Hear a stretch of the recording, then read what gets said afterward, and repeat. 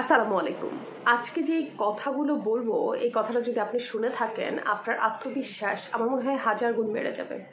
দ্বিতীয় বিশ্বযুদ্ধের সময় একটা মরুভূমির ভেতরে, সাহারা মরুভূমির ভেতরে একটা বিমান বিধ্বস্ত হয়ে পড়ে। প্রত্যেকটা মানুষ মারা যায়, সেখানে শুধু একটা মাত্র পাইলট বেঁচে থাকে এবং তার কাছে কিছুই ছিল না। বেঁচে থাকার মতো যেই জিনিসগুলো প্রয়োজন কিছু ছিল না, শুধুমাত্র ছিল এক বোতল পানি এবং কিছু শুকনো বিস্কিট। 3 দিন পরে তার যে পানি বা শুকনো বিস্কিট ছিল সব কিছুই শেষ হয়ে গেল। পুরোপুরি নিঃসঙ্গতা, সব কিছু মিলিয়ে তিনি একদম নিঃশেষ হয়ে যাচ্ছিলেন। তখন হঠাৎ করে তার মনে পড়লো সে পাইলট হওয়ার আগে একজন চিত্রশিল্পী ছিলেন। তিনি ছবি আঁকতে ভীষণ ভালোবাসতেন। তার কাছে একটি পেন্সিল এবং একটি ভাঙা চশমা ছিল। সে সেইটা দিয়েই মরুভূমির ভেতরে তার পরিবারের ছবি, তার রাস্তার ছবি, তার পছন্দের জিনিসগুলো সে আঁকা শুরু করলো।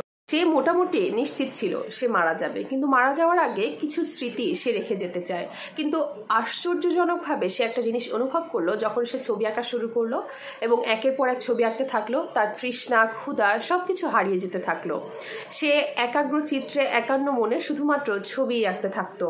আস্তে আস্তে তার মনটা শান্ত হলো। যে অস্থিরতাটা কাজ করছিল ভেতরে, যে আমি মারা যাব নিঃসঙ্গভাবে বা এইরকম পরিস্থিতিতে, এই নিঃসঙ্গটা সে কাটিয়ে উঠলো ছবি আঁকার মাধ্যমে। সে নিজের মনকে শান্ত করলো এবং চিন্তা করলো, যতক্ষণ আমি বেঁচে আছি এইরকম ভাবে আমি ছবি এঁকে যাব এবং নিজের মনটাকে শান্ত রাখার চেষ্টা করব।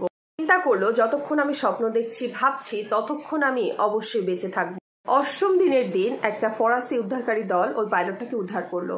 তার চেহারার দিকে একদম জরাজীর্ণ অবস্থা, ঠোঁট ফেটে চৌচির, চোখের নিচে কালো দাগে, মানে একটা কঙ্কাল হয়ে গেলে মানুষ যেরকম হয়, তার শরীরে কোনো কিছুই ছিল না, শুধুমাত্র হাড্ডিগুলো। মানে এইরকম অবস্থা। কারণ 8টা দিন সে পানি, খাবার কোনো কিছু ছাড়া একটা মরুভূমি উত্তপ্ত জায়গায় সে ছিল। সে শুধুমাত্র নিজেকে বাঁচিয়ে রেখেছিল, কিন্তু তার সেই আঁকাআঁকির মাধ্যমে পুরো জায়গাটা জুড়ে সে বিভিন্ন জিনিস এঁকেছিল। উদ্ধারকারী দলগুলো সেগুলো দেখতে পেয়েছিল। যখন তাকে উদ্ধার করা হচ্ছিল তখনও কিন্তু সে ছবি এঁকে যাচ্ছিল। সে যেন এক ছবি আঁকার জাদুকর।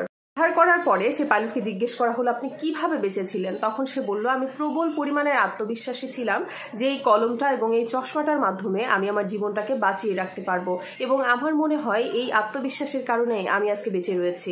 গল্পটার মরাল অফ দ্য স্টোরিটা কি জানেন? অনেক সময় আমাদের জীবন থেকে অনেক কিছু হারিয়ে যায়, অনেক কিছু কেড়ে নেওয়া হয়, কিন্তু আমাদেরকে এই উজ্জীবিত করে রাখে কোন জিনিসটা জানেন? আমাদের বিশ্বাস। এই বিশ্বাসটা কখনো কেউ কেড়ে নিতে পারবে না, ভেঙেও দিতে পারবে না। যদি আপনি আপনার নিজের প্রতি আত্মবিশ্বাসী থাকেন, তাহলে দেখবেন সব কিছু হারিয়ে যাওয়ার পরেও যেন আপনি পরিপূর্ণ হয়ে যাবেন, নিজেকে নতুনভাবে তৈরি করার চেষ্টা করবেন। কোনো কাজ যদি আপনি নিজে মনে করেন আপনি পারবেন এবং আপনি আত্মবিশ্বাসী হয়ে থাকেন, আপনি অবশ্যই সেটা পারবেন এবং একসময় পুরো বিশ্ব আপনাকে খুঁজে ফিরবে। আশা করি আমার কথাগুলো আপনাদেরকে অনেক বেশি অনুপ্রাণিত করবে। আর আমার কথাগুলো কেমন লাগলো অবশ্যই মন্তব্য করে জানাবেন। সেটা ভালো হোক, খারাপ হোক, প্রত্যেকটা বলারই অধিকার আপনাদের রয়েছে।